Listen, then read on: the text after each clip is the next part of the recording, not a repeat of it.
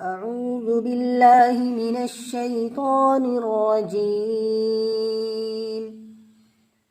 بسم الله الرحمن الرحيم. يا أيها الذين آمنوا لا تدخلوا بيوتا غير بيوتكم حتى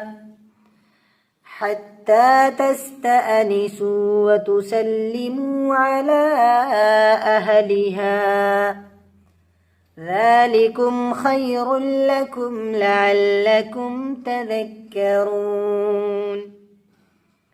فإن لم تجدوا فيها أحدا فلا تدخلوها حتى يؤذن لكم، وإن قيل لكم ارجعوا فارجعوا هو أزكى لكم، والله بما تعملون عليم. ليس عليكم جناح أن تدخلوا بيوتا غير مسكونة فيها متاع لكم، والله يعلم ما تبدون وما تكتمون. قل للمؤمنين يغضوا من أبصارهم ويحفظوا فروجهم، ذلك أزكى لهم، إن الله خبير بما يصنعون. وقل للمؤمنات يغضضن من أبصارهن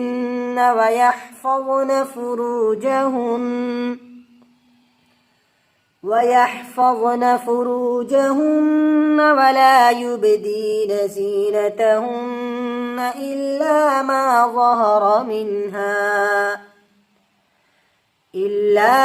ظهر منها وليضربن بخمرهن على جيوبهن، ولا يبدين زينتهن إلا لبعولتهن أو آبائهن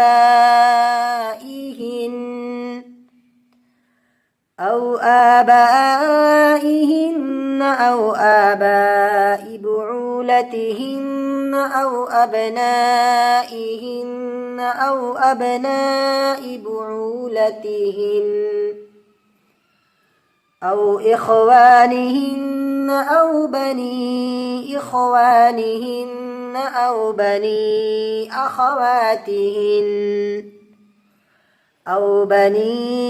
أخواتهن أو نسائهن أو ما ملكت أيمانهن أو التابعين غير أولي الإربة من الرجال أو الطفل الذين لم يظهروا على عورات النساء، ولا يضربن بأرجلهن ليعلم ما يخفين من زينتهن، وتوبوا إلى الله جميعا أيها المؤمنون لعلكم تفلحون. وأنكحوا الأيام منكم والصالحين من عبادكم وإمائكم إن يكونوا فقراء يغنهم الله من فضله، والله واسع عليم.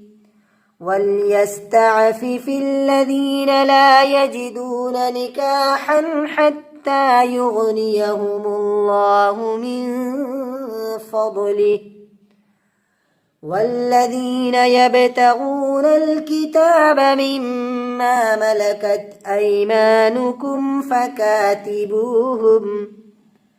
فكاتبوهم إن علمتم فيهم خيرا، وآتوهم مما ما لله الذي آتاكم ولا تكرهوا فتياتكم على البغاء إن أردنا تحسنا لتبتغوا عرض الحياة الدنيا ومن يكرهن فإن الله من